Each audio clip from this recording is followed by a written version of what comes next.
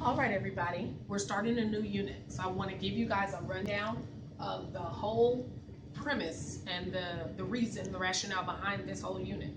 So we just finished up a unit learning about atoms. We've learned about the different elements on the periodic table. We've learned about the metals, the non-metals, the metalloids, their physical and chemical properties, why they all want to lose and gain electrons, the whole reason why atoms form ions, and now we're going to talk about the types of bonds that atoms make in order to fill their octets and become what we call stable. So, as we move into the unit of bonding, there are two major categories of bonds: intramolecular forces and intermolecular forces. Intramolecular forces are the forces that occur between atoms that actually make up molecules and compounds. This is how we get things like salt. There are three types of intramolecular forces. We have covalent compounds, ionic compounds, and metallic compounds. For covalent compounds are when a nonmetal element is bonded to a nonmetal element. Those are things like oxygen, the air we have to breathe in, right, in order to survive and exist. It can be hydrogen, it can be carbon tetrachloride. Again, these are all non-metal elements bonded to other non-metal elements. There are two types of covalent compounds or covalent bonds. We have polar covalent bonds and non-polar covalent bonds. When we have polar covalent bonds, it's when there's this unequal sharing of electrons between two atoms, because one atom involved in the bond is more electronegative than the other element. Therefore, it keeps electrons away from the other element for a longer period of time. When you have non-polar covalent bonds, it's because both non-metal elements involved in the bond, both have very similar, if not the same, electronegativity values. So there's no unequal sharing. Both elements will attract the electrons to the same extent as the other element. In ionic compounds are made of metal and nonmetal elements. An example, table salt or sodium chloride, which you guys just learned about doing the alien periodic table.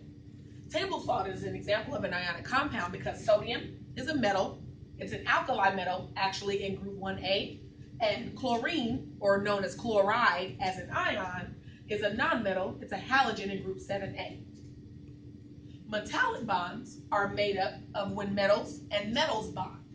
So usually what happens with metals is they just throw all of their electrons to what we call a sea of delocalized electrons. All of the electrons are all thrown in the middle, and they are not necessarily associated with any specific metal atom. On the other side, we have intermolecular forces. Intermolecular forces are significantly weaker than intramolecular forces. These are the actual forces that occur between already existing molecules that cause different boiling points, melting points, states of matter, and all these other different components and physical properties that we discover about elements and compounds. So we have hydrogen bonds, which are oddly strong. And hydrogen bonds exist when hydrogen is bonded to very electronegative elements like nitrogen, hydrogen to nitrogen, hydrogen to oxygen, and hydrogen to chlorine. To fluorine. These are examples of hydrogen bonds. Then we have dipole-dipole interactions. Hydrogen bonds are actually a type of dipole-dipole interaction. They're just oddly strong, so they get their own category. But dipole-dipole interactions are when two elements are bonded together and for a molecule. So two non-metal elements are bonded together, and one is more electronegative than the other, and it causes temporary dipoles, or temporary moments where one part of the compound is slightly negative and one part of the compound is slightly positive. This is how the water molecule exists. Because oxygen is significantly more negative, electronegative than each hydrogen, then oxygen has a moment of polarity where oxygen is slightly negative. This is the Greek symbol delta, which means partial. and each hydrogen will be partially positive. This is an example of a dipole-dipole interaction. This is a very important property of water molecules that contributes to why water has such a high boiling point. And then lastly, we have van der Waals interactions, or also known as London dispersion forces. This is when we get temporary dipoles for molecules that are non-polar, which, like N2, nitrogen bonded to another atom of nitrogen makes a molecule of nitrogen.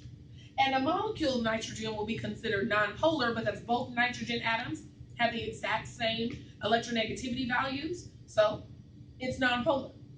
But the electrons are always rotating and orbiting the nucleus of atoms. So at some point in this orbit, the electrons will just become temporarily more concentrated on one side of the atom than on another, which gives a temporary dipole to your molecule. And then as the electrons continue to orbit, the dipole goes away. So this is more of a somewhat permanent dipole, a more temporary dipole, and an oddly strong dipole. I hope this overview of this unit will become more clear as we continue learning about the specific types of intramolecular and intermolecular